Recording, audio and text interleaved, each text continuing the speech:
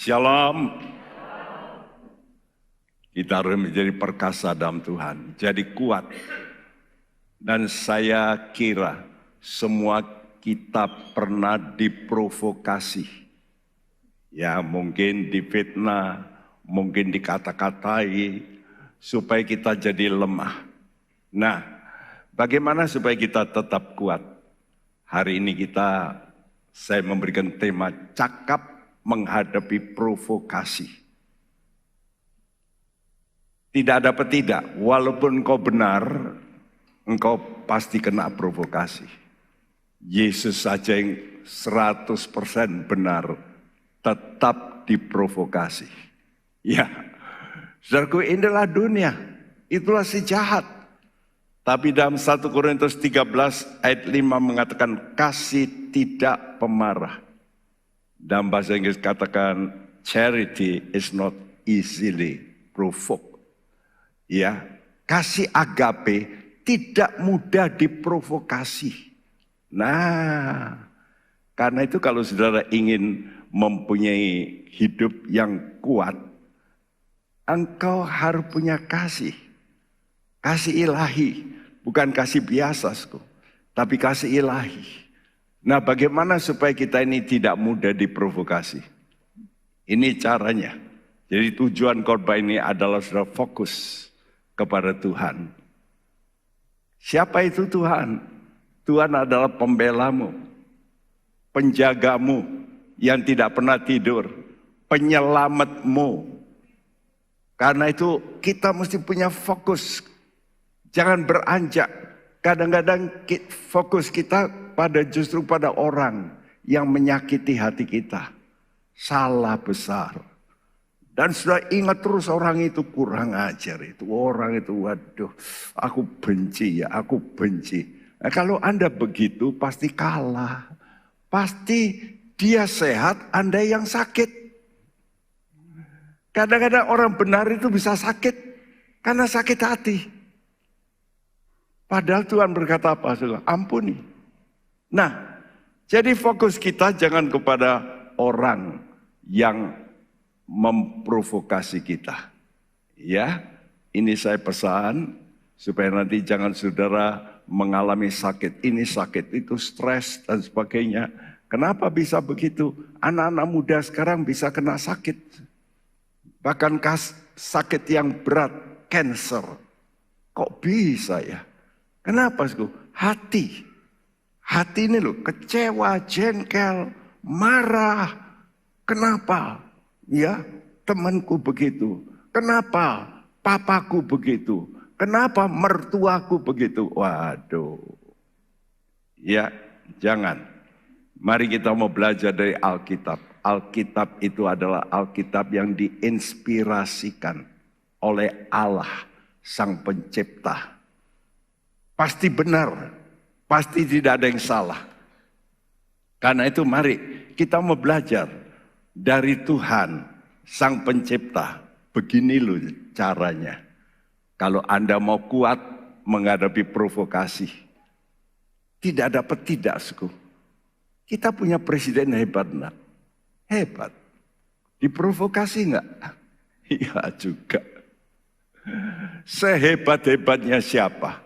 Ya, pasti kena provokasi. Saya sudah berkali-kali, wah sudah puluhan kali lah. Ya, tidak dapat dihitung, sudah provokasi dari orang-orang. Saya anggap saya harus fokus pada Tuhan, bukan pada orang yang melukai hati saya. Nah, saudaraku ini penting. Yang pertama, saudara mesti punya sikap, lari kepada Bapa seperti anak kecil. Karena itu, saudara mesti mempunyai hati yang bersandar seperti anak kecil. Anak kecil itu kalau ada masalah, mungkin dimarahi, mungkin lari kemana? Mama. Dia peluk mamanya, dan kalau mamanya dekat, wah, dia merasa tenang. Nah, begitulah. Jadi nanti sudah berkata, loh, apa saya harus jadi anak kecil? Ya, saya katakan, dalam batinmu, Ya dalam hal kejahatan, kata Tuhan, kamu harus seperti anak kecil. Bahkan Tuhan berkata dalam Matius 18, kalau kamu tidak berubah, kalau kamu tidak bertobat menjadi seperti anak kecil, kamu tidak bisa masuk surga. Halo? Nah dicatat itu Matius 18 ayat 1 sampai 5 Tuhan berkata. Kalau kamu tidak menjadi seperti anak kecil, kamu nggak bisa masuk surga. Kenapa, Sko? Karena saudara ingat kesalahan orang, tidak mau mengampuni. Lihat anak kecil, baru bertengkar. Waduh, rebutan apa? Baik lagi, betul? Semua kita pernah jadi anak kecil, bukan? Sekarang kalau jadi dewasa, makin begitu, makin saudara sakit. Mau sehat? Mau sehat? Ayo toh, nurut Tuhan. Tuhan itu sang pencipta. Ya, saudaraku, lari kepada Bapa seperti anak kecil. Mari kita bacakan 1 Samuel 1 ayat 1 sampai 8 yang berbunyi, ada seorang laki-laki dari Ramataim Sofim, dari pegunungan Efraim, namanya Elkana bin Yeroham bin Elihu bin Tohu bin Suf, seorang Efraim. Orang ini mempunyai 2 istri, yang seorang bernama Hana dan yang lain bernama Penina. Penina mempunyai anak tetapi Hana tidak. Orang itu dari tahun ke tahun pergi meninggalkan kotanya untuk sujud menyembah dan mempersembahkan korban kepada Tuhan semesta alam di Silo. Di sana yang menjadi imam Tuhan ialah kedua anak Eli, Hofni dan Pinehas. Pada hari Elkana mempersembahkan korban, diberikannya kepada Penina istrinya dan kepada semua anaknya yang laki-laki dan perempuan masing-masing sebagian. Tetapi kepada Hana ia memberikan suatu porsi double karena ia mengasihi Hana. Sebab Tuhan telah menutup kandungannya, tetapi madunya selalu menyakiti hatinya supaya ia gusar, karena Tuhan telah menutup kandungannya. Demikianlah terjadi dari tahun ke tahun, setiap kali Hana pergi ke rumah Tuhan, Penina menyakiti hati Hana, sehingga ia menangis dan tidak mau makan. Lalu Elkana suaminya berkata kepadanya, Hana, mengapa engkau menangis dan mengapa engkau tidak mau makan? Mengapa hatimu sedih? Bukankah aku lebih berharga bagimu daripada 10 anak laki-laki? Iya, saudaraku, siapa yang menulis pernyataan ini? Ini adalah Nabi Samuel, karena itu 1 Samuel. Ini anaknya siapa ini? Ini justru anaknya orang yang mandul. Hana. Jadi yang menulis ini, catatan ini, anaknya. Dari ibu yang mandul. Ya. Ayat ini berkata ada seorang laki-laki, ini zaman dulu ya, nanti saudara laki-laki yang bacain, oh boleh tau 2 istri. No. Halo, itu zaman dulu. Jadi ada hukum Tuhan yang dulu beda dengan sekarang. Dulu zamannya Adam, keluarga boleh nikah. Ya, Adam dan Hawa itu punya anak-anak, seorang laki perempuan. Lalu saudara menikah. Sekarang boleh enggak? Enggak boleh. Kalau nikah gimana? Hasilnya gimana? Cacat. Karena Tuhan sudah larang. Jadi Tuhan itu punya hukum yang bergerak, progresif. Jadi jangan, lu kok boleh ya, lu Daud orang hebat, kok ya boleh istrinya banyak. Aku ya boleh dong. Tidak boleh. Dengar pria-pria, tidak boleh. Amin cuma sedikit yang laki.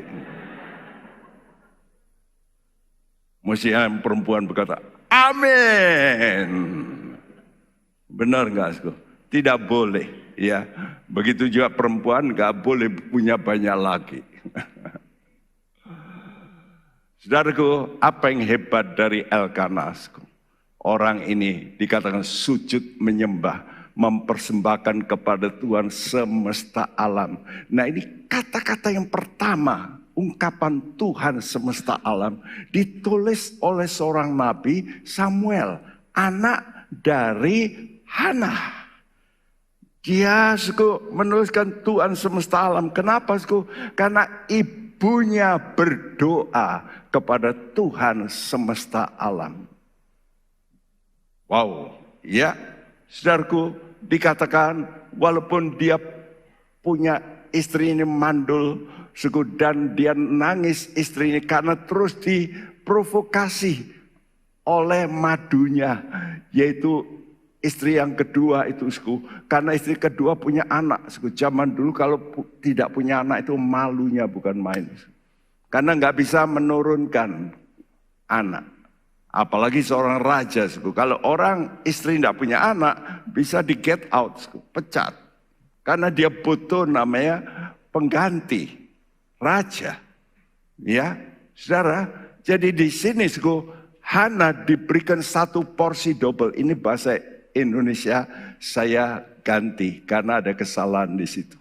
Ya, dikatakan Elkanah tetap mencintai istrinya walaupun istrinya tidak punya anak. Namun madunya ini selalu menyakiti hatinya. Dan apa yang dibuat oleh Hana? Menangis. Tidak ada yang lain. Dia tidak balas maki. Aku kan istri pertama. Kamu kan gundik. Oh, iya tak? Tapi tidak. Hana ini fokus pada Tuhan. Kitab Pengkhotbah 7 ayat 9 berkata, janganlah lekas-lekas marah dalam rohmu, karena amarah menetap dalam dada orang bodoh. Jangan lekas-lekas marah dalam rohmu, bahasa Indonesia dalam hatimu. Jadi kalau begitu marah itu soal apa? Soal roh, spirit. Ingat ya, marah itu soal apa? Roh. Ya, siapa yang suka marah dikatakan Tuhan apa, Halo? Yang keras? Bodoh. Gitu loh ya. Halo? Yang suka marah di sini? Waduh, ditempeling sama firman. Betul enggak? Ada seorang jago tinju dulu, sudah puluhan tahun, datang pada saya, jemaat saya. Pak Bekti, tolong kasih resep. Gimana? Saya ini tukang marah. Apalagi jago tinju pernah jadi juara dunia, juara Asia Tenggara, Indonesia. Orangnya keker, hitam, gede. Wah, dia tanya sama pendeta, bagaimana supaya nggak marah? Waduh, saya pikir kalau saya nasihatin nanti dia marah bisa dibogem saya, betul. Saya berkata begini, Bapak pulang, baca Amsal. Setiap ada kata marah coba dicoret. Baca dengan betul. Ulang. Dia ketemukan begitu banyak ya di Amsal. Termasuk ini juga kitab Pengkhotbah sama di Amsal juga. Orang yang lekas marah itu bodoh.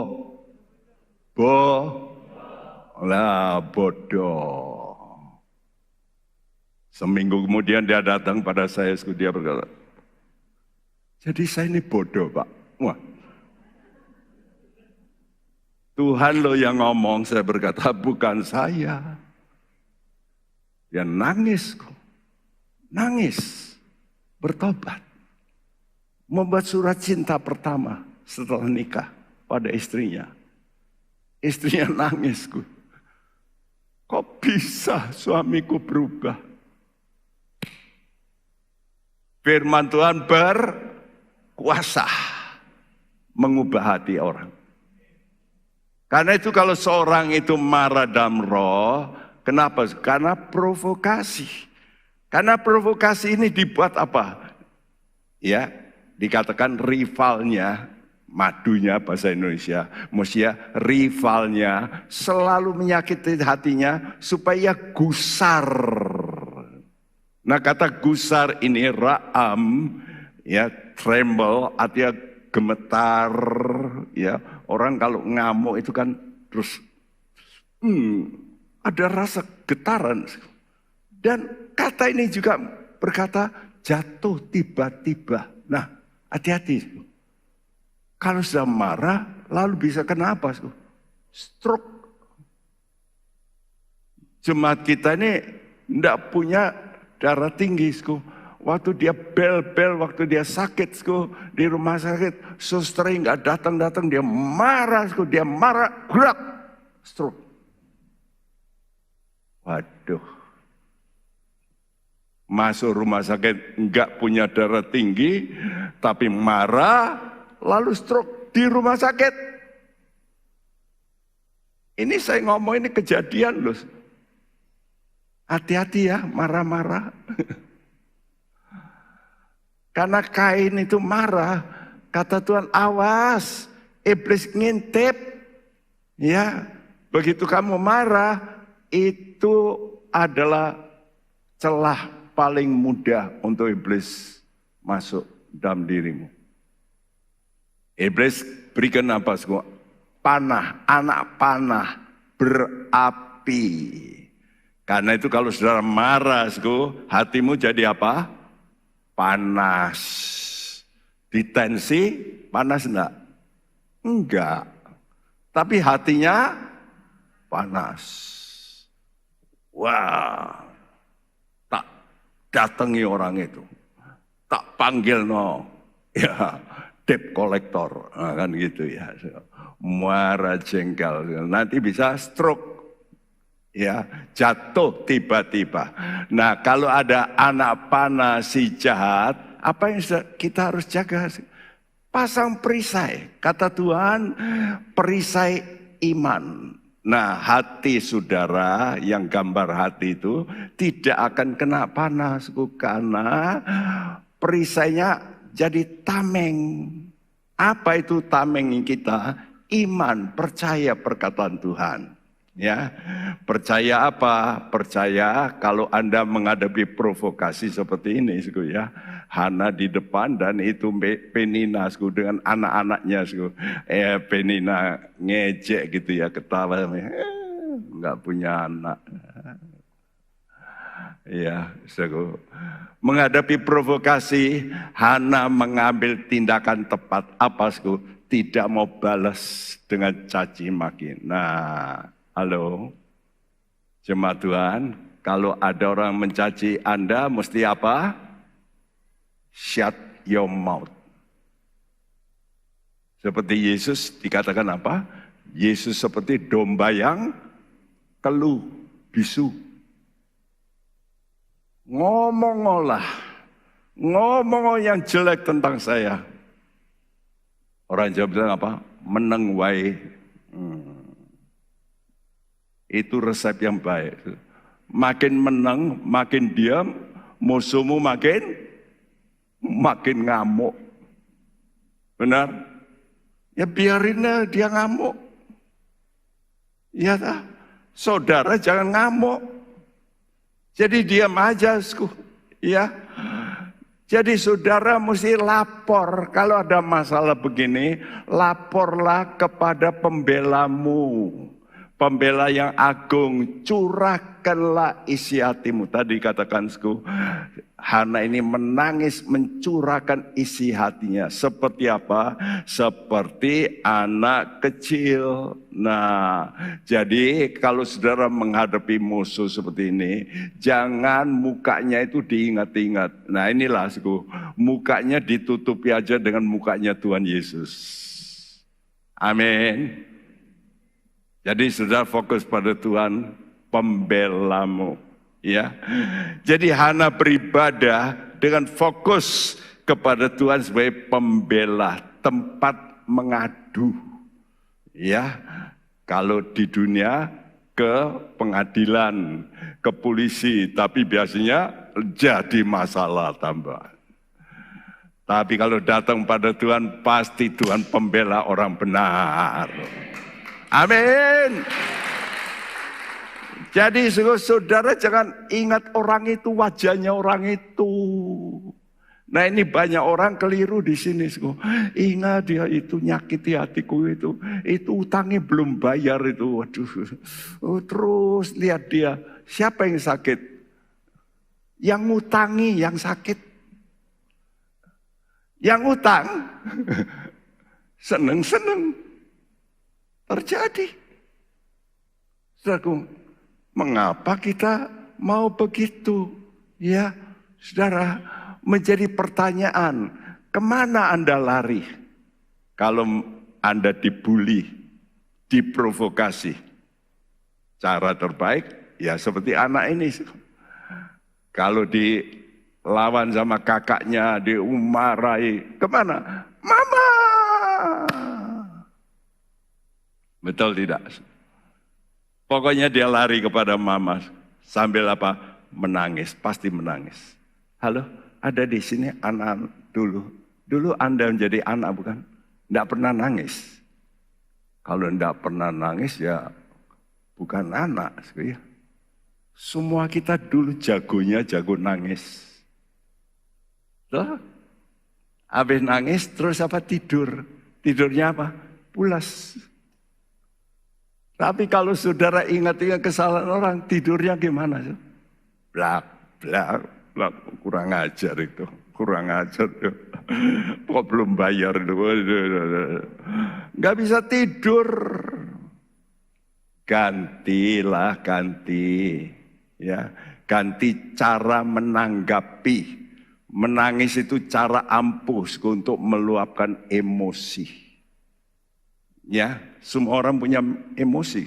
Kalau emosimu terlalu besar, itu dada jadi sesak. Ya, lalu apa? Saudara itu bisa sakit. Ya, lalu hormon-hormonmu bisa berubah. Ya, lalu engkau bisa mengalami macam-macam perkara. Jadi, kalau sudah nangis itu membebaskan diri dari rasa tertekan. Orang Jawa bilang sumpek. Sumpek hatiku. Nah, ya tak? Mau sumpek terus. Ya salah nih sendiri. Ngapain mesti sumpek? Cobalah saudara lihat Tuhan Yesus. Saudara memuji Tuhan.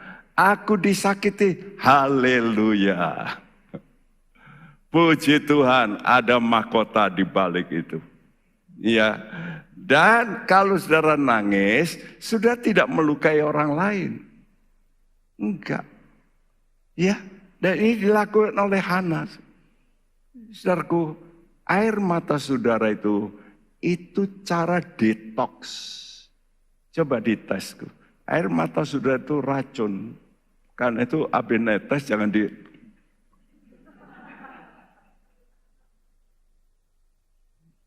Racun dibuang. Dibuang itu. Itu sudah jadi sehat. Lihat anak-anak. Kenapa anak-anak itu bisa sehat? Ya dia banyak nangis. Racunnya keluar semua. Nah jangan sudah pikir, kalau nangis itu cengeng. Ya tapi jangan cengengan ya suku.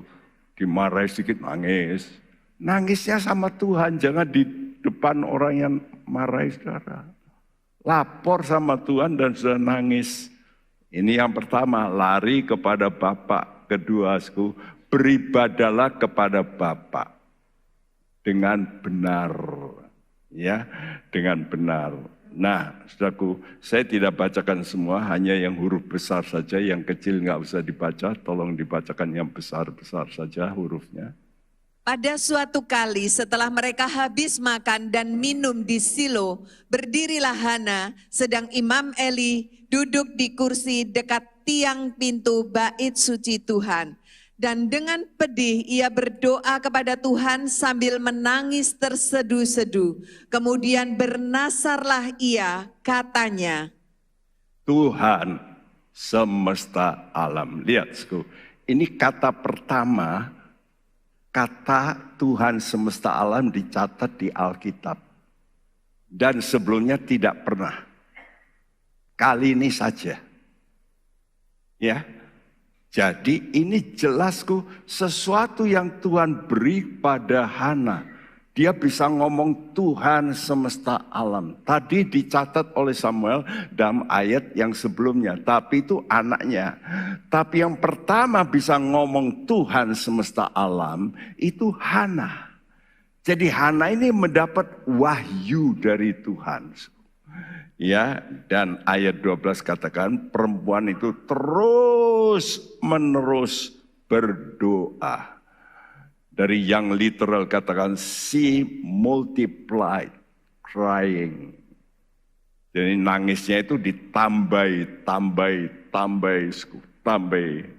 Nah, tambah sampai apa? Coba lihat anak-anak. Ya, kalau nangisku kadang-kadang sampai ya. Nah, saudaraku, lalu apa kata Eli ini ya? Tapi saya bacakan saja, Eli ini berkataan, ini imam ya. Kamu itu ngapain toh? Kok nangis terus ngomong sendiri ya? Apa kamu mabuk? Apa jawab Hana? Tidak, aku tidak minum minuman keras, tapi aku mencurahkan isi hatiku. Apa? Artinya keluar unek. Unek itu baik enggak? Enggak baik. Jadi kalau sudah dikeluarkan jadi apa? Jadi baik. Buktinya, sudah lihat tulisan biru itu, lalu keluarlah perempuan itu, ia mau makan dan mukanya tidak muram lagi. Nah, jadi saudara keluarkan unek-unek jangan sama orang. Unek-unekmu keluarkanlah pada Tuhan. Itu terbaik. Ya. Mantu-mantu, kalau mungkin disakiti oleh suamimu, jangan lapori kepada mertuamu, bolak-balik datang pada mertuamu. Itu loh anakmu itu loh, terus gitu. Nanti jadi malapetaka. Ya.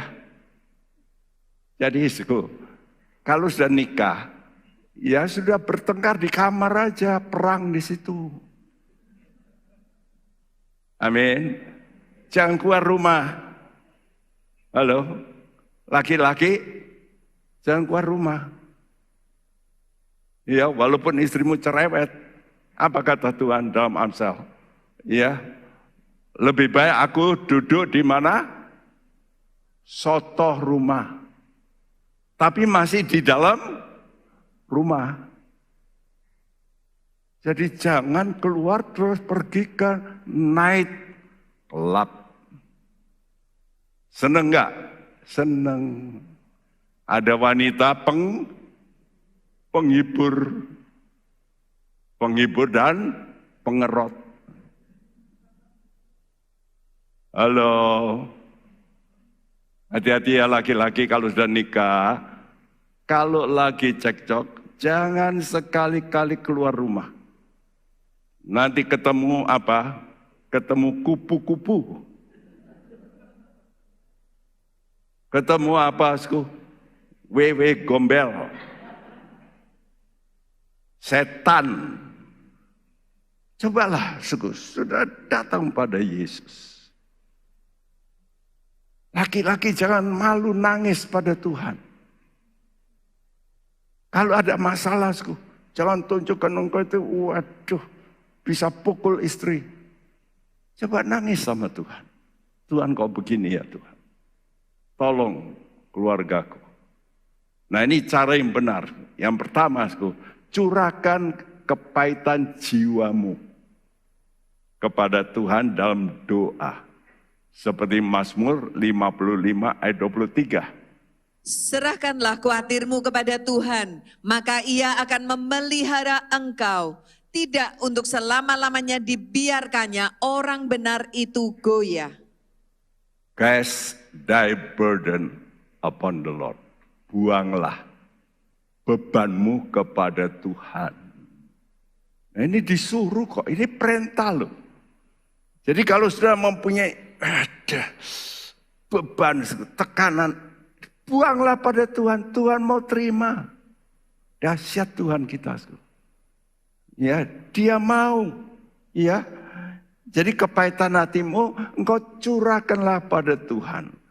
Yang kedua, yaitu meyakini Tuhan itu berperang bagimu. Kalau engkau datang pada Tuhan. Karena itu istilah tadi pakai Tuhan semesta alam. Apa artinya Tuhan semesta alam? Tuhan dari pasukan sorga. Nah, ini istilah baru yang tidak pernah Anda ketemukan dalam kitab Kejadian terus. Sampai di sini baru ada ini. Kenapa? Waktu saya renungkan ini, kenapa ya Tuhan? Kok Tuhan ini memberikan wahyu kepada Hana ini bahwa Tuhan itu Tuhan semesta alam. Ini ucapan pertama dari Hana. Menyebut Tuhan itu Tuhan semesta alam. Tuhan yang berperang dengan malaikatnya. Nah, jadi kalau begitu, kalau ada masalah itu sebetulnya masalah itu masalah rohani. Ada peperangan di udara ya antara malaikat baik dan malaikat jahat yaitu iblis. Jadi kalau sudah berdoa, itu malaikat-malaikat Tuhan akan diutus. Begitu sudah berdoa, Tuhan kirim pasukan malaikatnya. Untuk apa? Untuk memerangi. Ya, memerangi apa? Iya, si jahat. Karena itu Indonesia pun harus kita doakan supaya terjadi peperangan di udara Indonesia. Jadi ini tidak kelihatan loh. Ini bukan perang pakai bom, rudal, no. Tapi ini perang antara spirit, roh jahat dan roh baik. Roh Tuhan lawan roh iblis. Nah, kita berdoa untuk Indonesia. Ya, hari Kamis yang lalu kami gereja-gereja kumpul di Holy Stadium untuk berdoa. Berdoa bagi Indonesia 12 jam terus gandeng. Beberapa gereja tentu yang ngisi 12 jam. Untuk apa? Supaya Indonesia ini bisa dikuasai oleh roh Tuhan. Banyak anak Tuhan nggak punya apa itu, nggak punya. Ayo toh untuk Indonesia. Kalau sekarang mungkin sudah berhasil, tapi kalau kacau gimana? Bisa dagang, dirampok. Tapi kalau diajak suruh berdoa, enggak mau. Loh, kita mesti adakan waktu. Ini peperangan yang enggak kelihatan, tapi real. Ya, yang C dikatakan, dia bernasar. Tuhan, kalau aku diberi anak, anakku akan aku berikan padamu. Natsar. Natsar itu mengikat janji. Saudaraku, kalau sudah mengikat janji dengan orang, berarti saudara mulai terikat. Betul? Suami istri kalau mau kawin gimana sih? Mengikat janji di mana? Di gereja. Berarti ada satu ikatan. Mau enggak saudara itu? Mau terikat dengan Tuhan, enggak akan lepas. Caranya bagaimana? Ya, caranya berjanji. Dan Tuhan itu disebut Allah perjanjian. Alkitab kita adalah Alkitab yang dituliskan perjanjian lama, perjanjian baru. Ya, dalam bahasanya Mesia Old Testament.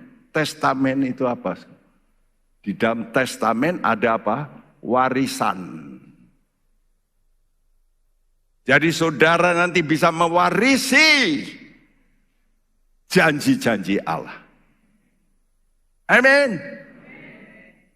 Saya akan mengalami apa yang Tuhan katakan, engkau bisa warisi. Karena banyak anak Tuhan tidak suka baca Alkitab, padahal ini buku wasiat. Karena itu dulu terjemahan lama dikatakan wasiat lama, wasiat baru. Kalau sekarang perjanjian lama, tapi yang lebih tepat maksudnya wasiat. Ini surat wasiat ini. Wih, luar biasa. Ya, saudaraku. Nah, nasar itu umumnya waktu orang kejepit, waktu orang sulit. Orang cuma bilang buat, sudah angkat tangan, dokter angkat tangan. Saya masih ingat satu keluarga ya datang pada kami, Om cepat Om ya. Dia telepon, emaknya juga telepon, semua datang ke situ. Anak 3 tahun penuh dengan selang semua. Masuk sondir, masuk ini, wah banyak selangnya. Papanya nangis, emaknya nangis. Saya tantang, berani enggak kamu bernasar? Ya, anak 3 tahun sudah kena jantung, ginjal. Lalu ada komplikasi jantung dan sebagainya. 3 tahun. Saya berkata, berani enggak kamu nasar? Tapi hati-hati. Kalau kamu nasar, kamu mesti genapi. Nah, saya ini juga bernasar dulu. Kalau saya sembuh dari gagap, saya mau jadi pendeta. Tuhan sembuhkan. Jadi saya harus jadi pendeta. Kenapa? Karena saya punya ikatan.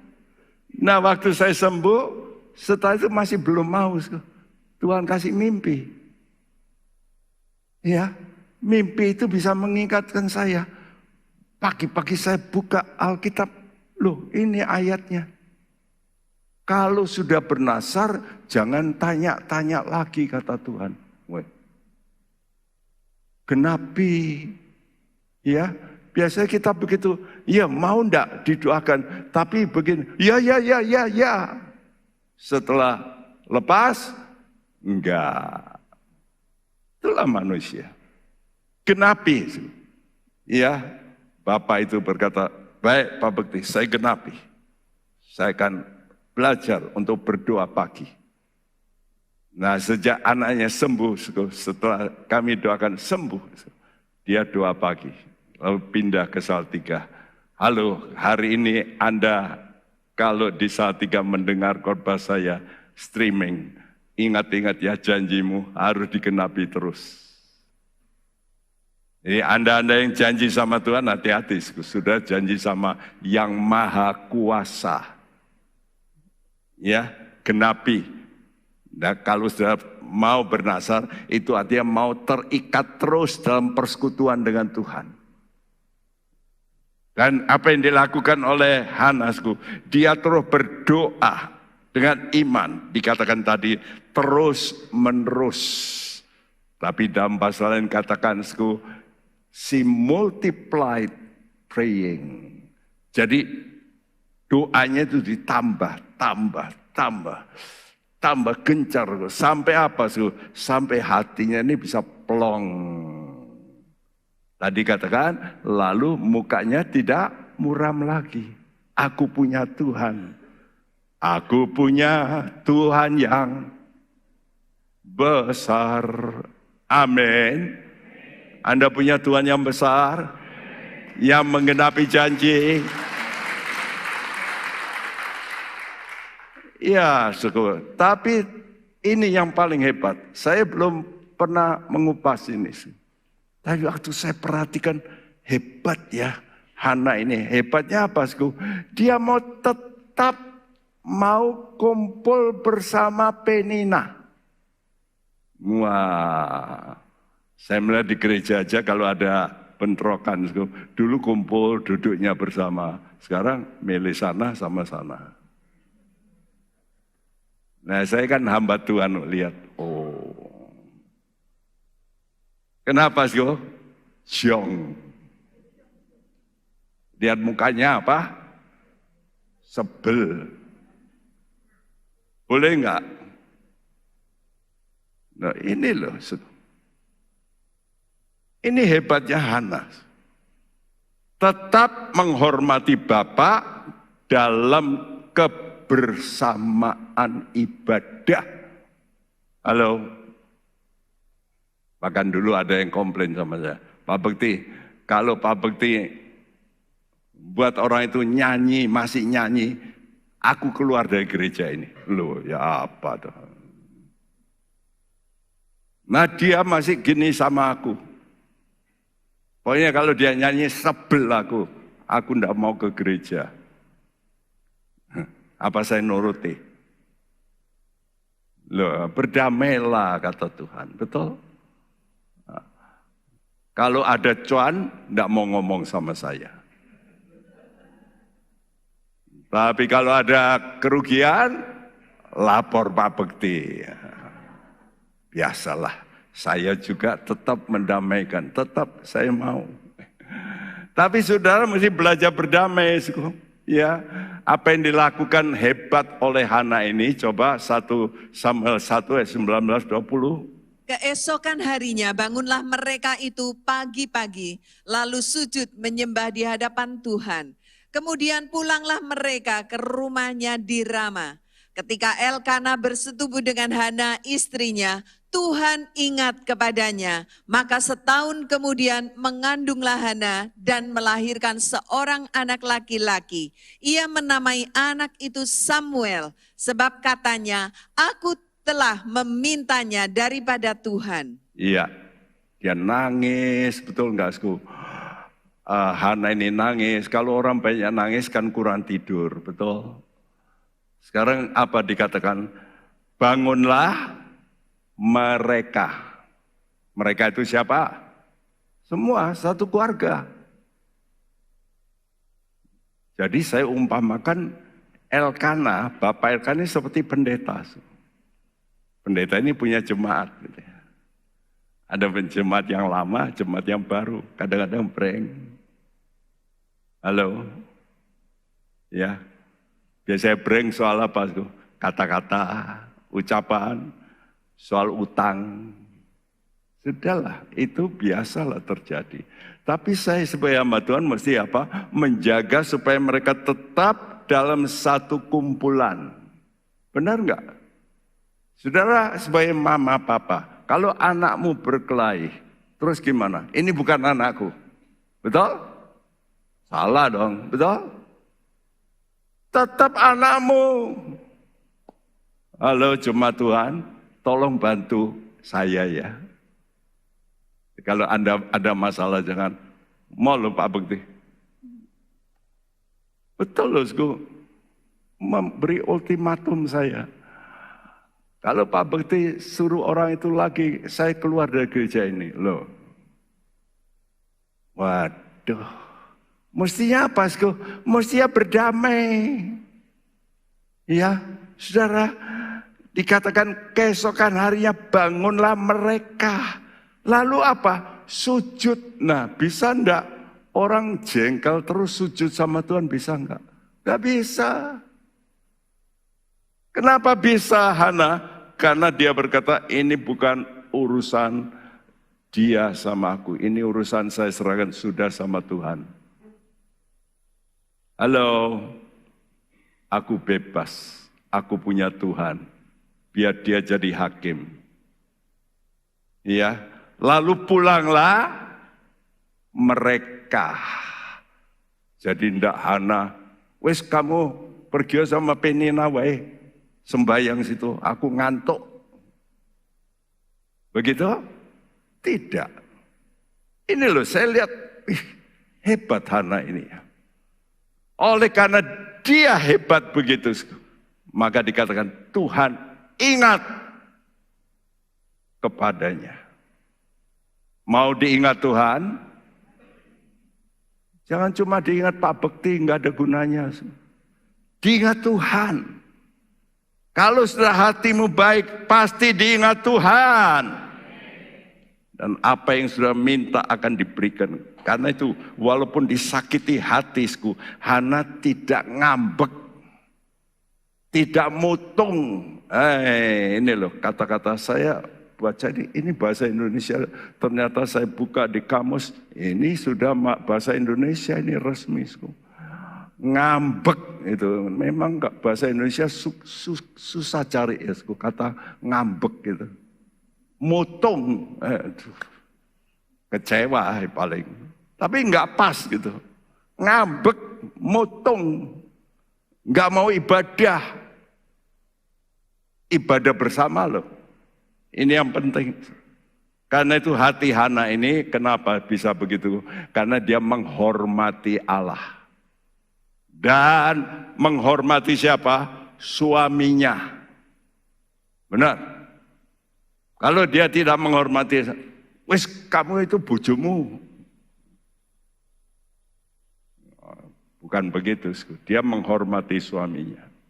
Karena suaminya memimpin, dan saya katakan Elkanah hebat. Dia takut pada Tuhan. Yuk seluruh keluarga datang pada Tuhan. Nah, Hana justru mempunyai hati yang lemah lembut. Apa itu? Meekness is perfect strength under control. Apa itu kelemah lembutan? Lemah lembut itu bukan lemah gemulai. Tapi hati lemah lembut itu adalah kekuatan yang sempurna. Namun masih bisa dibawa kontrol. Orang ini punya kekuatan tapi masih mau diatur. Coba sudah lihat, orang kalau sudah kuat mau nggak diatur? Nggak mau. Nah, tema tahun ini jadi kuat. Tapi juga kuat semena-mena, kuat batin ini tapi bisa dikontrol oleh Tuhan. Masih mau didamaikan. Dan orang yang punya hati lemah lembut, Tuhan ingat, dia seperti saya. Karena aku lemah lembut. Maka Tuhan ingat, iya aku ingat. Kamu mandul, tapi aku buat bisa punya anak. Tuhan adalah Allah yang pembuat mujizat. Tuhan ingatku, tapi ingatku, Hana tidak lupa menggenapi natsar yang diucapkannya. Ya, 1 Samuel 1 ayat 27-28. 1 Samuel 1 ayat 27-28. Untuk mendapat anak inilah aku berdoa dan Tuhan telah memberikan kepadaku apa yang ku minta daripadanya. Maka aku pun menyerahkannya kepada Tuhan. Seumur hidup terserahlah ia kiranya kepada Tuhan. Lalu sujudlah mereka di sana menyembah kepada Tuhan. Waduh, berkali-kali sujudlah mereka. Ini loh. Orang yang ibadahnya hebat ini, Hana ini. Ya, dan saya berkata Hana ini menjadi link dari suatu umat yang menuju kepada kerajaan. Karena anaknya Samuel menjadi nabi yang mengurapi 2 raja. Jadi mulailah kerajaan muncul. Oleh siapa? Oleh doa Hana. Hana berdoa, dia punya anak Samuel. Samuel yang mengurapi 2 raja. Tapi raja pertama Saul bukan dari Tuhan sebenarnya. Diminta oleh orang Israel. Lalu Tuhan kasih. Tapi raja yang berikut, Raja Daud. Siapa yang mengurapi? Samuel. Karena itu kalau kita mau doa kita dijawab, coba lakukan natsarmu dengan sungguh-sungguh. Tapi mempunyai syarat, genapi dan ucapkan syukur. Mazmur 50 ayat 14-15. Persembahkanlah syukur sebagai korban kepada Allah dan bayarlah nasarmu kepada yang maha tinggi. Berserulah kepadaku pada waktu kesesakan. Aku akan meluputkan engkau dan engkau akan memuliakan aku. Selah. Iya, saudaraku. Ini penting, saudara bernatsar. Apa saja yang saudara natsarkan, jangan lupa genapi. Ya, dan saudara mesti menggenapi. Dan saudara lihat, hal yang tidak mungkin bisa jadi mungkin. Nanti saya gagap, nggak mungkin jadi pengkhotbah seperti ini. Keder. Nggak mungkin. Ada rasa ingin mati saja dari kecil. Tapi Tuhan pilih. Itulah Tuhan kita. Jadi yang nggak bisa dijadikan Tuhan bisa. Karena Tuhan pembuat mujizat. Haleluya. Karena itu jangan berkata, wah nggak bisa bro, saya nggak bisa berdoa. Siapa bilang nggak bisa berdoa? Kalau maki-maki kok bisa? Aneh ya, berdoa nggak bisa. Nah, Hana mencapai target Tuhan, menciptakan manusia. Apa? Yesaya 43 ayat 21, ingat gampang ya, 4, 3, 2, 1. Umat yang kubentuk itu memasyurkan aku. Jadi saudara mesti memuliakan Tuhan. Dan saya resume, saya waktu doa pagi tadi, saya berdoa, Tuhan kasih lagi. Oh, Hana ini menggenapi doa Bapak kami. Halo? Tuhan ngajar kalau kamu berdoa, katakan yang pertama apa? Bapak, Bapakku apa Bapak kami? Ingat ya, Bapak kami. Berarti kita mesti bersama. Ini kunci. Kita dengar.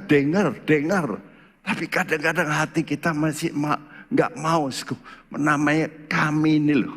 Kesatuan. Jadi jangan sampai punya sakit hati. Buang semuanya. Takut kepada Tuhan. Doa-doamu akan manjur. Bapa kami yang di sorga. Sorga itu artinya potensi tinggi. Kalau ini ya, ini saya taruh di ini, 5 cm. Enggak apa-apa. Coba ini di bawah 1 kilometer dilepas. Terus kena saya, gimana? Mati saya. Kita sering kurang mengagungkan Tuhan. Makanya sudah kalau menyanyi itu, cobalah. Coba tinggikan Tuhan dalam hidupmu. Permuliakan Tuhan. Iya, Bapa yang di sorga, dikuduskanlah namamu. Kalau sudah bisa bersatu, nama Tuhan jadi kudus. Dikhususkan. Ini bukan untuk aku, tapi untuk Tuhan. Aku mau begitu bukan untuk aku, tapi untuk Tuhan. Datanglah. Wow.